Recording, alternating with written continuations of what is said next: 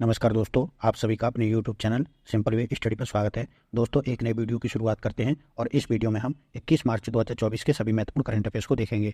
तो चलिए वीडियो की शुरुआत करते हैं। सबसे पहला प्रश्न है, मार्च 2024 में जारी विश्व खुशहाली रिपोर्ट 2024 में भारत कौन से स्थान पर रहा है? तो भारत इसमें 126वें स्थान पर रहा है। 20 मार्च 2024 को UN sustainable development solution network द्वारा विश्व खुशहाली रिपोर्ट जारी की गई, जिसमें फिनलैंड लगातार 7वीं बार इसमें शीर्ष पर रहा है। इस रिपोर्ट में भारत 143 देशों में 126वें स्थान पर रहा है। पिछले वर्ष यानी कि 2023 में भी भारत इसी स्थान पर यानी कि 126वें स्थान पर रहा था। इस रिपोर्ट में अफगानिस्तान को सबसे निचले पायदान यानी 143वें स्थान पर रखा गया है। संयुक्त राष्ट्र सतत विकास समाधान नेटवर्क यानी UN sustainable development solution network द्वारा बर्ड खुशहाली रिपोर्ट 2022 के बाद प्रत्येक वर्ष 20 मार्च के आसपास विश्व खुशहाली दिवस के अवसर पर जारी की जाती है। खुशहाली को मापने के लिए इसमें 6 कारकों को ध्यान में रखा जाता है: सामाजिक सहयोग, आय, स्वास्थ्य, स्वतंत्रता, उदारता और भ्रष्टाचार की अनुपस्थिति। तो इन सभी मानकों के आधार पर विश्व की खुशहाली को मापा जाता है। और इसमें शीर्ष 10 देश कौन से रहे हैं? तो पहले नंबर पर फिनलैंड रहा है, दूसरे पर डेनमार्क, तीसरे पर आइसलैंड और सभी टॉप 10 देशों की सूची यहाँ दी गई है, आप इसको देख सकते हैं। 2024 में अर्थ आवर डे कब मनाया जाएगा? तो ये मनाया जाएगा 23 मार्च को। 2024 में अर्थ आवर डे 23 मार्च को रात 8:30 बजे से 9:30 बजे के बीच मनाया जाएगा। 2023 में ये 25 मार्च को मनाया गया था। विश्व वन्यजीव कोष द्वारा जलवायु परिवर्तन के बारे में जागरूकता बढ़ाने और ऊर्जा संरक्षण को बढ़ावा देने के लिए मार्च के आखिरी शनिवार को अर्थ आवर डे मनाया जाता है। तो मार्च महीने के आखिरी शनिवार को यह मनाया जाता है। यह कार्यक्रम दुनिया भर के लोगों को 1 घंटे के लिए रोशनी और बिजली के उपकरणों को बंद करने का आग्रह करता है। अर्थ आवर डे को मनाने का जो शुरुआत है वो 2007 में की गई थी। लोकतंत्र के लिए तीसरे शिखर सम्मेलन 2024 का आयोजन कहाँ किया गया है? तो इसका आयोजन किया गया है दक्षिण कोरिया में। दक्षिण कोरिया ने 18 से 20 मार्च 2024 तक हाइब्रिड प्रारूप में दक्षिण कोरिया की राजधानी सियोल में लोकतंत्र के लिए तीसरे शिखर सम्मेलन की मेजबानी की है। इस शिखर सम्मेलन में 30 से अधिक देशों के प्रतिनिधियों ने भाग लिया है, जिसमें पाकिस्तान और चीन को आमंत्रित नहीं किया गया है, जबकि इसमें ताइवान को आमंत्रित किया गया है। तीसरा शिखर सम्मेलन मुख्य रूप से गलत सूचना, डीप फेक, कृत्रिम बुद्धिमत्ता सहित डिजिटल स्रोत से लोकतंत्र को उत्पन्न होने वाले खतरे पर केंद्रित था। तीसरे शिखर सम्मेलन का जो विषय रहा है वो भविष्य की पीढ़ियों के लिए लोकतंत्र रहा है। लोकतंत्र शिखर सम्मेलन की बात करें तो इसका जो पहला शिखर सम्मेलन था वो अमेरिकी सरकार के विदेश मंत्रालय द्वारा 9 से 10 दिसंबर 2021 को वर्चुअल मोड में आयोजित किया गया था। और दूसरा इसका शिखर सम्मेलन 28 से 30 मार्च 2023 तक संयुक्त राज्य अमेरिका ने कोस्टारिका, जाम्बिया, दक्षिण कोरिया और नीदरलैंड के साथ सह मेजबानी में आयोजित किया था। भारत की पहली battery energy storage giga factory कहाँ स्थापित की जाएगी? तो इसकी स्थापना जम्मू कश्मीर में की जाएगी। गुड इनफ एनर्जी द्वारा भारत की पहली बैटरी एनर्जी स्टोरेज सिस्टम, जिसे गीगा फैक्ट्री नाम दिया गया है, जम्मू कश्मीर में लॉन्च की जाएगी और इसके अक्टूबर 2024 में लॉन्च होने की संभावना है। यह गीगा फैक्ट्री 7 गीगावाट की शुरुआती क्षमता के साथ ग्रिड स्थिरता सुनिश्चित करेगी, जिसे 2026 तक 20 गीगावाट क्षमता तक बढ़ाया जा सकता है। इससे प्रतिवर्ष 5 मिलियन टन से अधिक CO2 उत्सर्जन में कमी आएगी, जो भारत को 2070 तक शून्य कार्बन उत्सर्जन के लक्ष्य को प्राप्त करने में मदद करेगा। ये परियोजनाएं भारत के वर्तमान में 178 गीगावाट से 230 तक 500 गीगावाट नवीकरणीय ऊर्जा क्षमता तक पहुंचने के लक्ष्य के लिए महत्वपूर्ण है। Good enough energy battery energy storage system की भारत की अग्रणी निर्माता है। रूस में भारत के अगले राजदूत के रूप में किसे नियुक्त किया गया है? तो नियुक्त किए गए हैं विनय कुमार। विनय कुमार को रूस में भारत के अगले राजदूत के रूप में नियुक्त किया गया है। 1992 बैच के IFS अधिकारी विनय कुमार वर्तमान में म्यांमार में भारत के राजदूत हैं। क्यूबा में राजदूत किसे नियुक्त किया गया है? तो IFS अधिकारी आर्म स्ट्रॉन्ग चांगसन को नियुक्त किया गया है। ये 1997 बैच के IFS अधिकारी हैं। और इराक में राजदूत किसे नियुक्त किया गया है? तो IFS सोमेंदु बागची को नियुक्त किया गया है और ये 1993 बैच के IFS अधिकारी हैं। और चिली में राजदूत नियुक्त किया गया है तो IFS अधिकारी अभिलाषा जोशी को, जो 1995 बैच की IFS अधिकारी हैं, इन्हें चिली में राजदूत नियुक्त किया गया है। भारत के राजदूत की नियुक्ति की प्रक्रिया की बात करें तो भारत के राष्ट्रपति प्रधानमंत्री और विदेश मंत्री की सिफारिश पर प्राप्तकर्ता देश यानी कि जिस देश में राजदूत नियुक्त किए जाने हैं के समझौते के अधीन एक व्यक्ति को भारत के राजदूत या उच्चायुक्त के रूप में नियुक्त करते हैं। तो राष्ट्रपति नियुक्त करते हैं। और जो इसमें प्राप्तकर्ता देश के समझौते के अधीन की बात कही गई है, तो इसका मतलब ये होता है कि जिस देश में राजदूत को नियुक्त किया गया है, अगर वह देश उस राजदूत को भारतीय राजदूत के रूप में मान्यता देने से इनकार करता है तो भारत सरकार को अपना प्रतिनिधि या तो बदलना होगा या उस पद को खाली छोड़ना होगा। तो मतलब उस देश से भी सहमति ली जाती है जिस व्यक्ति को नियुक्त किया जा रहा है उस पर। ठीक है। राजदूत और उच्चायुक्त में क्या अंतर होता है? तो जब कोई देश राष्ट्रमंडल का सदस्य होता है और किसी वरिष्ठ राजनयिक को किसी अन्य राष्ट्रमंडल देश में नियुक्त करता है तो उस वरिष्ठ राजनयिक को उच्चायुक्त कहा जाता है। तो यानी कि जब राष्ट्रमंडल देशों में राजनयिकों की नियुक्ति की जाती है तो उसे उच्चायुक्त कहा जाता है। जब किसी ऐसे देश में नियुक्त वरिष्ठ राजनयिक को जो राष्ट्रमंडल का सदस्य नहीं है तो उसे राजदूत कहा जाता है। अंतर्राष्ट्रीय नस्लीय भेदभाव उन्मूलन दिवस कब मनाया जाता है? तो ये मनाया जाता है 21 मार्च को। प्रतिवर्ष 21 मार्च को अंतर्राष्ट्रीय नस्लीय भेदभाव उन्मूलन दिवस मनाया जाता है। अक्टूबर 1996 में संयुक्त राष्ट्र महासभा ने 21 मार्च को अंतर्राष्ट्रीय नस्लीय भेदभाव उन्मूलन दिवस मनाने की घोषणा की थी। संयुक्त राष्ट्र महासभा ने निर्णय लिया कि 21 से 27 मार्च तक नस्लवाद और नस्लीय भेदभाव के खिलाफ संघर्ष कर रहे लोगों के साथ एकजुटता सप्ताह का आयोजन करेगा।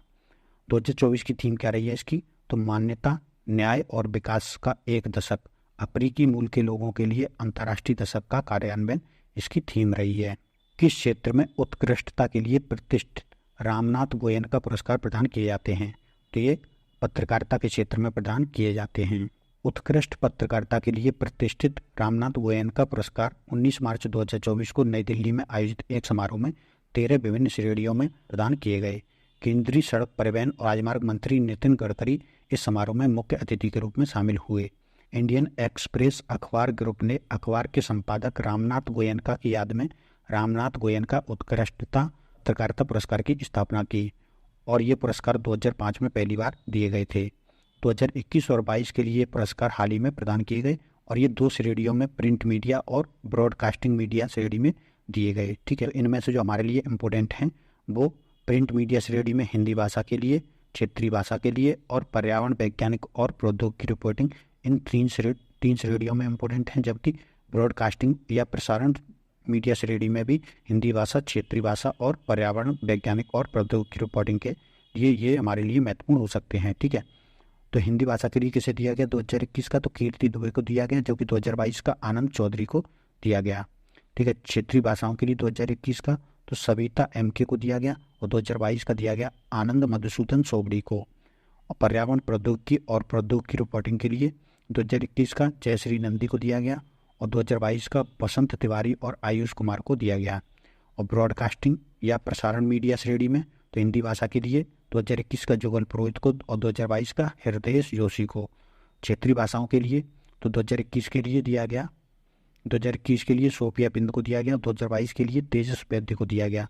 पर्यावरण, वैज्ञानिक और प्रौद्योगिकी रिपोर्टिंग के लिए 2021 का राजकुमारी गिरी को और 2022 का down to earth web multimedia team को दिया गया। तो ये हमारे लिए एग्जाम की दृष्टि से महत्वपूर्ण हो सकते हैं जो हमने यहाँ पर शामिल किए हैं। AQAir द्वारा जारी विश्व वायु गुणवत्ता रिपोर्ट 2023 के अनुसार दुनिया का सबसे प्रदूषित शहर कौन सा है? तो ये बेगूसराय बिहार का शहर रहा है दुनिया का सबसे प्रदूषित शहर। स्विट्जरलैंड स्थित संगठन AQAir द्वारा जारी विश्व वायु गुणवत्ता रिपोर्ट 2023 के अनुसार बिहार का बेगूसराय दुनिया का सबसे प्रदूषित शहर रहा है। बेगूसराय के बाद गुवाहाटी दूसरा सबसे प्रदूषित शहर है, दिल्ली तीसरा सबसे प्रदूषित शहर रहा है, जबकि पंजाब का मुल्लामपुर चौथे स्थान पर रहा है। रिपोर्ट में कहा गया है कि वैश्विक स्तर पर शीर्ष 100 सबसे प्रदूषित शहरों में 83 शहर भारत के शामिल हैं। रिपोर्ट में बताया गया है कि 134 देशों की इस सूची में बांग्लादेश पहले स्थान पर, यानी कि बांग्लादेश सबसे प्रदूषित देश है और पाकिस्तान दूसरे नंबर पर और भारत तीसरा सबसे प्रदूषित देश है। तो विश्व के सर्वाधिक प्रदूषित 5 देश कौन कौन से हैं? बांग्लादेश सबसे प्रदूषित, दूसरे नंबर पर पाकिस्तान, तीसरे पर भारत और चौथे पर कजाकिस्तान और 5वें पर बुर्किना फासो इसमें रहे हैं। तो जो भारत का PM 2.5 का जो स्तर है वो 54.4 रहा है, जो WHO की वार्षिक गाइडलाइन से 10 गुना अधिक है।